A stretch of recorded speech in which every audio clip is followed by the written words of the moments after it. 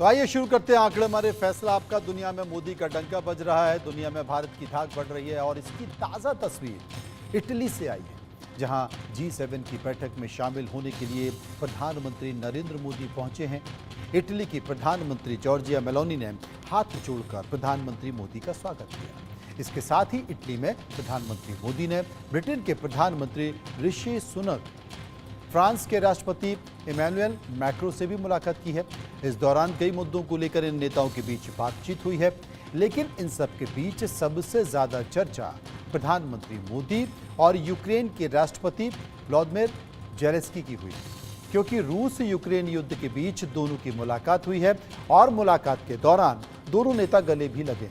इसके बाद उनके बीच द्विपक्षीय बैठक हुई। भारत G7 देशों का हिस्सा नहीं है, लेकिन इसके बावजूद पिछले 5 साल से लगातार भारत को गेस्ट के तौर पर बुलाया जाता रहा है। G7 में बार बार बुलाए जाने की वजह दुनिया में भारत का बढ़ता प्रभाव और जिम्मेदारी है, और इसी को लेकर इंडिया न्यूज़ की टीम ने एक सर्वे किया है और सर्वे में क्या लोगों की राय है वो भी आपको दिखाते हैं, लेकिन उसके पहले एक रिपोर्ट देखिए। अभिवादन में जुड़े हाथ, मजबूत दोस्ती की बात, आंखों में नजाकत, चेहरे पे मुस्कुराहट। कुछ इस अंदाज में मोदी और मेलोनी की मुलाकात हुई। मंच तय था, मेलोनी इंतजार में खड़ी थी और पीएम मोदी का आगमन हुआ। दोनों ने मुस्कुराकर एक दूसरे का स्वागत किया और मोदी बढ़ चले उस मंच की ओर जहां मेलोनी पहले से मौजूद थी। दोनों नेताओं ने हाथ जोड़कर एक दूसरे का अभिवादन किया। मेलोनी ने G7 में शामिल होने पर पीएम मोदी को धन्यवाद दिया। कुछ पल की पहली मुलाकात, इटली इंडिया में क्या हुई बात। कुछ पल दोनों नेताओं ने मंच पर ही बिताए। इटली और इंडिया के मजबूत रिश्तों को दोहराया। पीएम मोदी ने भी G7 में न्योते के लिए मेलोनी का आभार जताया। दोनों नेताओं ने भविष्य में भी साथ काम करने पर सहमति जताई। व्यापार के साथ ही रक्षा और ऊर्जा के क्षेत्र में सहयोग बढ़ाने की भी इच्छा जताई। मोदी मेलोनी में द्विपक्षीय वार्ता, सहयोग बढ़ाने पर हुई चर्चा। G7 की मीटिंग के बाद पीएम मोदी और मेलोनी ने द्विपक्षीय वार्ता की। इस वार्ता में व्यापारिक सहयोग और बढ़ाने पर चर्चा हुई। 2023 में भारत और इटली के बीच 14.34 बिलियन यूरो का व्यापार हुआ था। इस व्यापार में भारत ने इटली को 9.16 बिलियन यूरो का निर्यात किया था। पीएम मोदी ने इटली को भारत में निवेश करने का न्योता दिया और इटली की पीएम मेलोनी ने भी भारत में निवेश बढ़ाने पर सहमति जताई। दोनों देशों ने ग्रीन एनर्जी के क्षेत्र में सहयोग बढ़ाने पर भी सहमति जताई। दोनों नेताओं ने आर्टिफिशियल इंटेलिजेंस और भूमध्य सागरीय क्षेत्र पर ध्यान केंद्रित करने पर भी मंथन किया। मोदी मैक्रों की मुलाकात, मेक इन इंडिया पर बात। इटली में पीएम मोदी की मुलाकात फ्रेंच राष्ट्रपति इमैनुअल मैक्रों से हुई। दोनों नेताओं ने गर्मजोशी से एक दूसरे का स्वागत किया और द्विपक्षीय वार्ता भी की। इस वार्ता में मेक इन इंडिया में फ्रांस के सहयोग बढ़ाने पर चर्चा हुई। दोनों नेताओं ने डिफेंस और न्यूक्लियर सहयोग बढ़ाने पर सहमति जताई। इसके अलावा space education, digital public infrastructure और कनेक्टिविटी बढ़ाने पर भी बात की। मोदी और मैक्रों ने ग्रीन एनर्जी और स्पोर्ट के क्षेत्र में भी सहयोग बढ़ाने पर सहमति जताई। इसके अलावा दोनों नेताओं के बीच राफेल एम फाइटर जेट्स की डील पर भी बात हुई। भारत फ्रांस से 26 राफेल मरीन जेट्स खरीदना चाहता है, जिन्हें INS विक्रांत पर तैनात किया जाए। मोदी सुनक की हुई मुलाकात, किन मुद्दों पर हुई बात। भारत के प्रधानमंत्री और ब्रिटिश पीएम ऋषि सुनक के बीच लंबी बातचीत हुई। इटली में अपने व्यस्त कार्यक्रम के बीच दोनों नेताओं ने मुलाकात का समय निकाला। पीएम मोदी और ब्रिटिश पीएम सुनक के बीच फ्री ट्रेड पर बात हुई। दोनों नेताओं ने रक्षा और शिक्षा के क्षेत्र में सहयोग बढ़ाने पर जोर दिया। दोनों नेताओं ने सेमीकंडक्टर तकनीक और बिजनेस सेक्टर में सहयोग बढ़ाने पर भी प्रतिबद्धता जताई।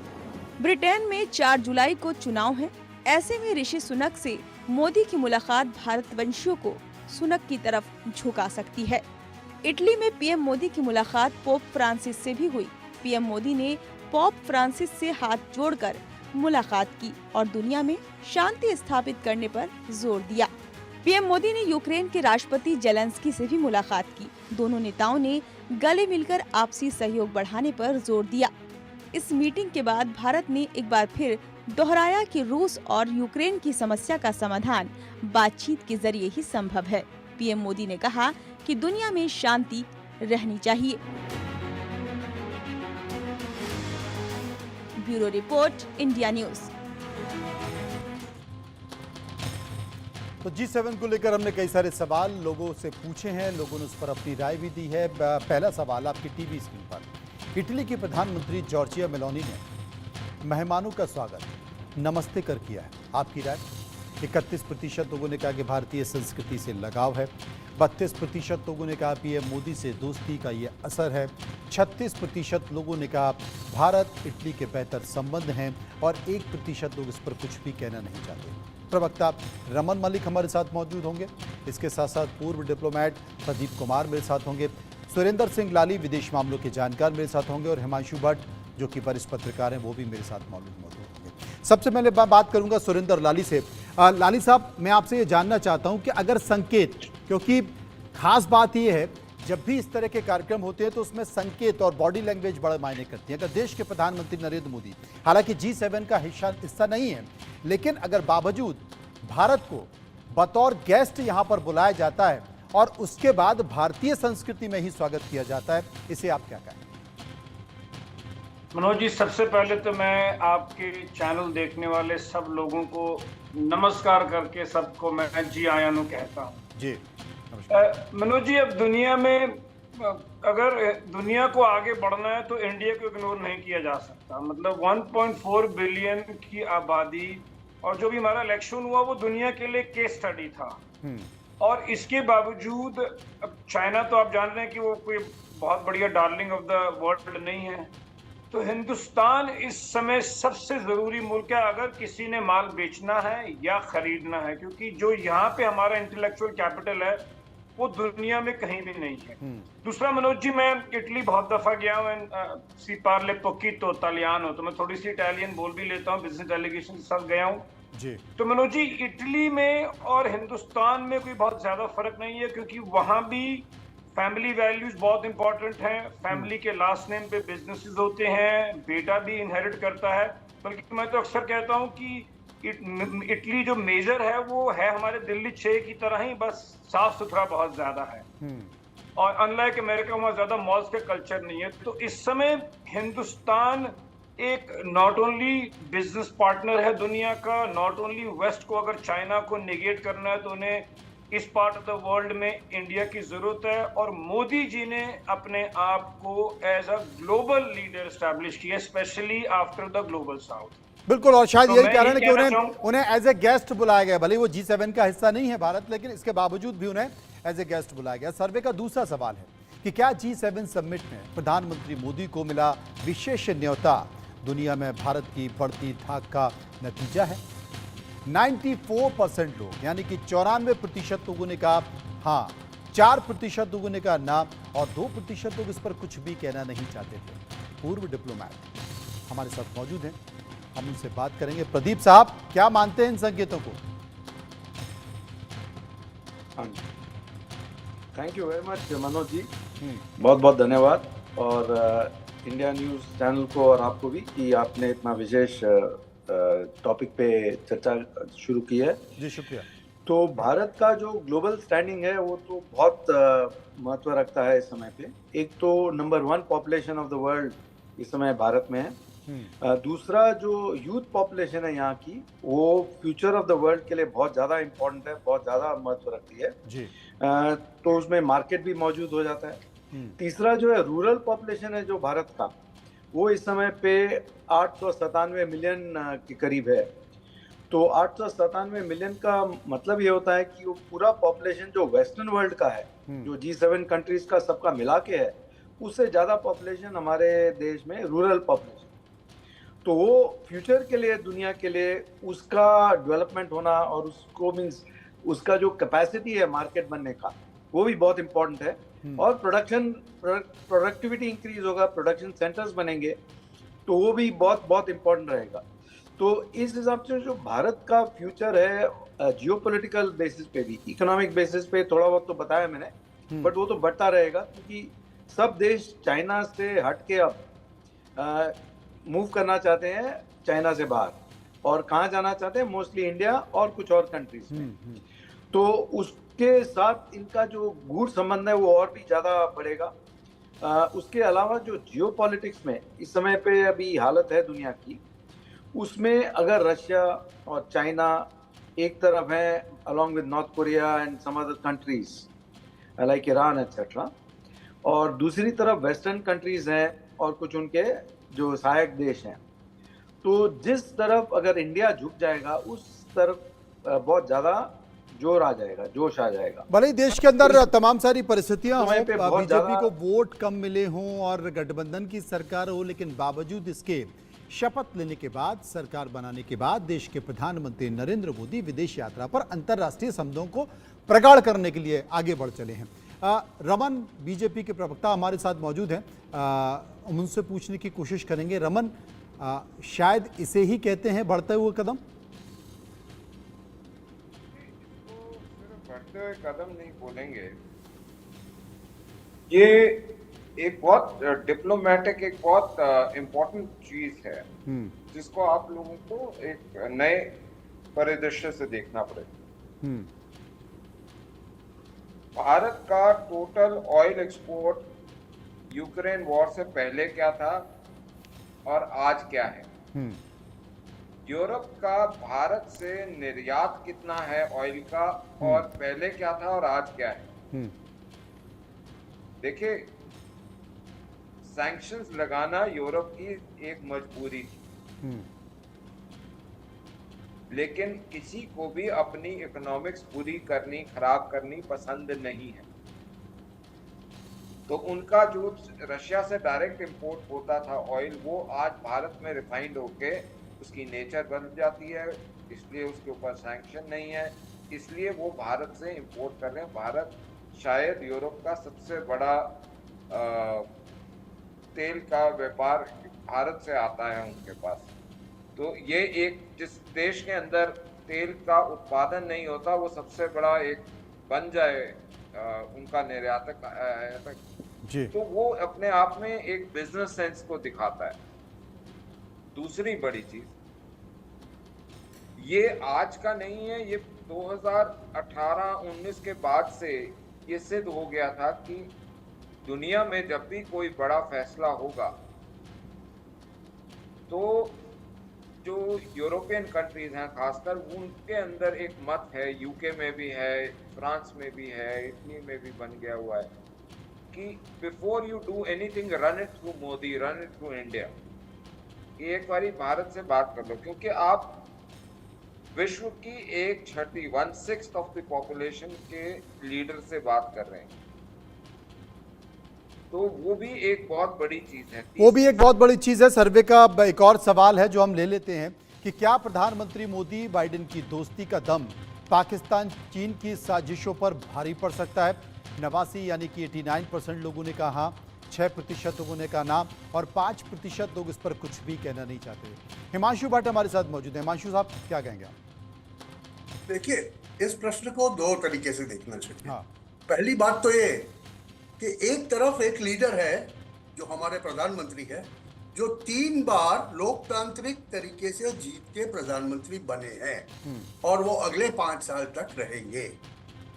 जबकि दूसरी तरफ जो बाइडेन है, भले ही विश्व पावर हो अमेरिका, मगर हमें नहीं पता कि दिसंबर के बाद जो बाइडेन वहां के राष्ट्रपति रहेंगे या नहीं। देखिए, दोनों के बीच में दोस्ती है, मगर पाकिस्तान और चाइना की ओर से शरारतें बंद नहीं होती और उन शरारतों का हमें जवाब देना पड़ता है। यूएस में एक चीज आप समझ के चलिए कि हर एक डिपार्टमेंट अपने अपने अलग तरीके से चलता है। स्टेट डिपार्टमेंट या डीप स्टेट जिसे हम कहते हैं, वो भारत को उंगली करने में कुछ भी बाकी नहीं रखता है, जबकि पेंटागन भारत से बना के रख के चलना चाहता है। अभी इसमें दो राष्ट्र प्रमुखों की दोस्ती एक तरफ है, मगर क्या बिडेन भारत के लिए पाकिस्तान से होते हुए ये त्रासवादी हमले बंद करवा पाएंगे? नहीं करवा पाएंगे, क्योंकि उसमें उनकी शायद कुछ नहीं चलती। तो यूएस के लिए जहां तक सवाल है, यूएस के कोई भी नेता के लिए जहां तक सवाल है, हमें यूएस से जो लेना है वो लेना है, मगर हमें उसके नैरेटिव में हमको शामिल नहीं होना। सर्वे का चौथा सवाल कि मोदी की विदेश नीति का भारत को सबसे ज्यादा फायदा क्या हुआ है। 43% लोगों ने कहा निवेश कारोबार में फायदा हुआ है। 11% लोगों ने कहा सैन्य हथियारों में बेहतर डील है। दुश्मन देशों की हैकड़ी गुम हुई है, ये 19% लोगों का मानना था और 18% लोग मान रहे थे कि एनआरआई का सम्मान बढ़ा है। लाली हमारे साथ मौजूद हैं, सुरेंद्र सिंह लाली, मैं एक बात पूछना चाहूंगा क्योंकि मेलोनी ने कहा है कि इटली में जो G7 देश हो रहा है, हम उससे इस नैरेटिव को कभी स्वीकार नहीं करेंगे कि पश्चिमी देश दुनिया के खिलाफ हैं या दुनिया के खिलाफ काम कर रहे हैं। आपका सवाल क्या मनोज जी? इटली में जो कार्यक्रम चल रहा है, इटली की अध्यक्षता में जो कार्यक्रम चल रहा है G7, वहां से मेलोनी ने यह कहा है कि हम इस नैरेटिव को कभी स्वीकार नहीं करेंगे कि पश्चिमी देश दुनिया के खिलाफ है, क्योंकि लगातार ये संकेत जा रहा है। और इस बीच देश के प्रधानमंत्री नरेंद्र मोदी का एक संकेत पहले भी उन्होंने दोहराया और इस बार भी उन्होंने कहा है कि युद्ध रास्ता नहीं है, बातचीत और कूटनीति ही रास्ता है। बिल्कुल मनोज जी, और पिछले जो यूक्रेन की लड़ाई में हमारी जो एक इंडिपेंडेंट फॉरेन पॉलिसी है, बिकॉज हम कभी भी एला नहीं बनना चाहते थे, we want to become a strategic partner. तो हमें बहुत प्रेशर आया। मैं उस दिन अमेरिका में था जिस दिन हमारे पेट्रोलियम मिनिस्टर ने भी स्टेटमेंट दी थी दैट हम आपकी कोल्ड वॉर का हिस्सा नहीं बनेंगे। अब आप हम पे प्रेशर डालेंगे जी, आप रशिया से ये कीजिए, क्योंकि हमारा तो मोस्टली डिफेंस इक्विपमेंट भी रशिया का है। और जैसे कि अभी एक सर ने मेरे से पहले भी बोला कि हम ऑयल भी इंपोर्ट करते रहे, तो हमने ये प्रमाण दिया और कह के दिया कि हम एलाई नहीं है। हमारे लिए हमारी 1.4 बिलियन की जो पॉपुलेशन है उसका इंटरेस्ट सबसे ऊपर है। उसके बाद फिर हम डिसाइड करेंगे कि हमने किस कैंप में जाना है। और दूसरा मनोज जी, G7 में से अगले 2 साल में हो सकता है G6 के तो लीडर ही फारिग हो जाए, क्योंकि Modi ji happens to be the tallest leader and so is Georgia Meloni. अब 2024 में यूएस से फ्रांस और यूके के हो सकता है फारिग हो जाए, और 2025 में कनाडा, जर्मनी और जापान में इलेक्शंस और इनके भी कोई अच्छे अंदर से प्रमाण नहीं आ रहे हैं। तो घूम फिर के बात हिंदुस्तान पर ही आ जाती है। और जैसे कि आपने बोला कि चाइना पाकिस्तान को एज एन इंस्ट्रूमेंट यूज करके इवन अब जो उनका बेल्ट रोड इनिशिएटिव है वो नई पॉलिसी ढूंढ के ले आया। पहले ज़ियाउल हक साहब कहते थे we will bleed India with 1000 cuts, now अब वो थ्रू बिजनेस और थ्रू ये जो लॉबिंग कर रहे हैं और ये रूट्स ब्लॉक कर रहे हैं और जिसको अमेरिका की पॉलिसी को गुलाम बना देते हैं, जिसको वुल्फ एंड वॉरियर डिप्लोमेसी कहते हैं, तो वो पूरा जोर तो लगाते रहेंगे। बिल्कुल ठीक बोला भट्ट साहब, लेकिन वो सफल नहीं हो पाएंगे। और डिप्लोमेसी का एक संकेत देखिए किस तरीके से है कि अमेरिका ने ये साफ कर दिया है। अमेरिका ने ये साफ कर दिया क्योंकि तिब्बत को लेकर एक प्रस्ताव पास हो गया है जिसमें यह कहा गया है कि बिना किसी चीन के दबाव के तिब्बत जो स्वतंत्र था उसी तरह से उसकी आज़ादी को मनवाया जाएगा। अमेरिका में यह प्रस्ताव पास हो गया। एक और सवाल जो हमने लोगों से पूछा वो सवाल है कि दुनिया में चल रही कई जंगों के बीच क्या प्रधानमंत्री नरेंद्र मोदी नए शांति दूत बनकर उभर रहे हैं। 89 यानी कि 89% लोगों ने कहा हाँ, 9% लोगों ने कहा ना, 2% लोग इस पर कुछ भी कहना नहीं चाहते थे। हमारे साथ एक्स डिप्लोमेट मौजूद हैं, उनसे हम समझने की कोशिश करेंगे। प्रदीप साहब क्या मानते हैं? तो ऐसा है कि जो प्रधानमंत्री हैं हमारे इसमें पे वो डिप्लोमेट पार एक्सीलेंस हैं। उनकी जो कैपेसिटी है विदेशी देशों के साथ मिलके काम करना, नेतृत्व दिखाना और हमारे देश का इंटरेस्ट को एकदम संभाल के आगे चलना हर डिसीजन में, वो सब लोगों ने देख लिया है। तो ऐसा लीडर जो भारत के लिए इतना बढ़िया लीडर रहा है और रहेंगे, वो सारी दुनिया अब समझती है। तो इसके कारण हमारे जो देश का रिस्पेक्ट है, हमारे जो डायस्पोरा का रिस्पेक्ट है, हमारे जो डिसीजंस का रिस्पेक्ट है, पूरी दुनिया में बढ़ते जा रहा है और बढ़ता रहेगा। बैक टू यू मनो। ये बड़ा संकेत है कि पूरी दुनिया में बढ़ता जा रहा है और उसके संकेत भी दिखाई दे रहे हैं। लेकिन इन संकेतों के बीच हिमांशु, आप मानते हैं कि धीरे धीरे जो संकेत निकल कर आ रहे हैं अंतर्राष्ट्रीय स्तर पर भारत की उपस्थिति के, भले ही बहुत सारे सैंक्शन लग रहे हैं, रशिया के ऊपर यूएस सैंक्शन लगा रहा है, जिसके आप कुछ घंटों पहले संकेत भी निकल कर आ गया कि बैंक्स जितने भी हैं उन पर भी सैंक्शन लगा दी गई है। भारत में भी बड़ा व्यापारिक केंद्र है और रशिया बहुत बड़े स्तर पर व्यापार कर रहा है। लेकिन इन सब के बाद संतुलन बनाना बहुत महत्वपूर्ण है और जिस तरीके से भारत ने संतुलन बनाया है अमेरिका के साथ, रशिया के साथ, यूक्रेन के साथ, वो संतुलन शायद इसके पहले कभी देखा नहीं गया। नहीं, उसकी वजह है ना, भारत की जो नॉन अलाइन की जो फॉरेन पॉलिसी थी उसे शिफ्ट करके हमने कहा India first. Now when we say India first, जब हम बात करते हैं तो इसमें बात आ जाती है भारत पहले। तो भारत को जहां से फायदा होता है, अगर यूएसए से फायदा होता है तो हम यूएसए से लेंगे, अगर रशिया से फायदा होता है तो हम रशिया से लेंगे। हम जहां फायदा होता है वहीं से ट्रेड करेंगे और वहीं से डील करेंगे।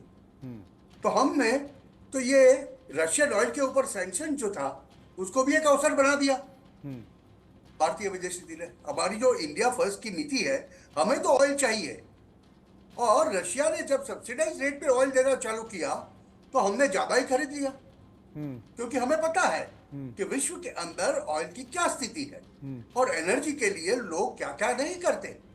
तो हमने वो ऑयल रिफाइन करके जब यूरोप को बेचना चालू किया तो जो लोगों ने सैंक्शन लगाए थे रशिया के ऊपर, वही हमसे रशिया का ही ऑयल खरीदने लगे। एक तरह से हुआ ऐसा कि बंदर को हमने सही अर्थ में बंदर बना दिया।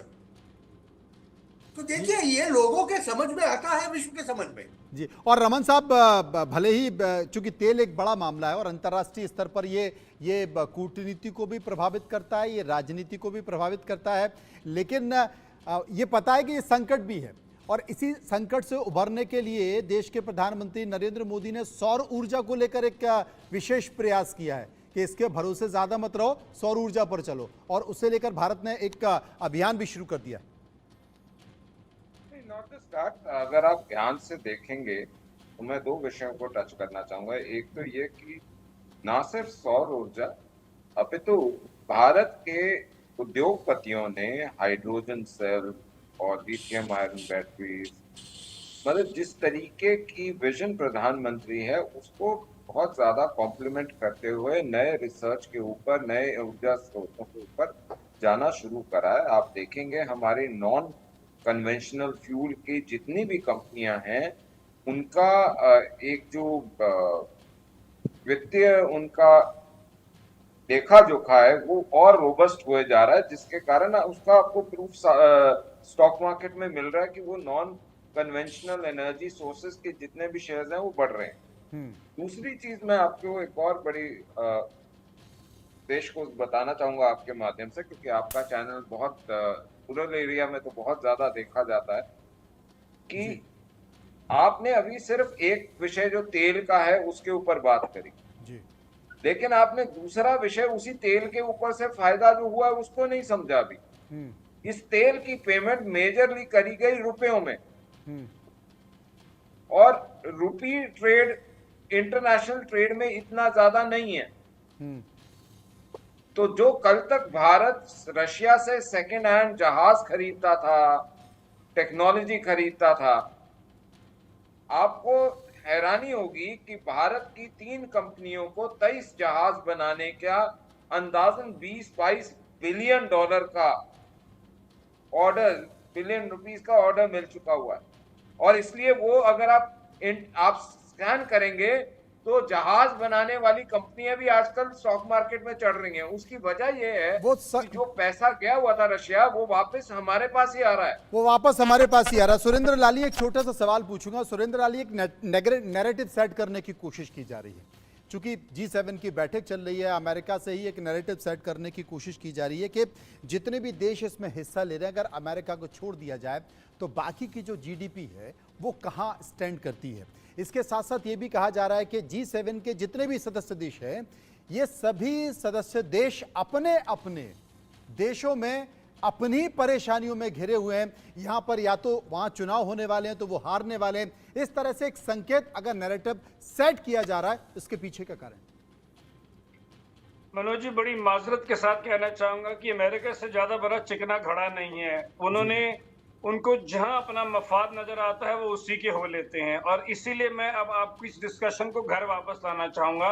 मैं एक शेर सुनाऊंगा कि मेरा अज़्म इतना बुलंद है कि मुझे पराए शोलों का गम नहीं, मुझे खौफ उसी आतिशे गुल से है जो कोई मेरे चमन को जला ना दे। तो पहले घर पक्का करना जरूरी है। क्या बात है। और उसमें मैं कहना चाहूंगा कि despite the fractured mandate, Modi ji ने सबसे पहला सिग्नल ये दिया that he did not negotiate on the key ministries, क्योंकि अगर आपके अंदर स्टेबिलिटी होगी तो आप बाहर वालों से लड़ पाओगे। बाकी अमेरिका तो जिसका उनको फायदा होता है उस तरफ चल पड़ते हैं, पर उन्हें अब नजर आ गया है कि ये पुराना वाला एलाइड वाला या वो इंडिया नहीं है। ये इंडिया अगर आप इसे आंख दिखाओगे तो ये भी आंख दिखाएगा, आप इससे जबरदस्ती करोगे तो फिर ये भी आपको आपकी भाषा में ही जवाब बहुत देगा। बहुत उसमें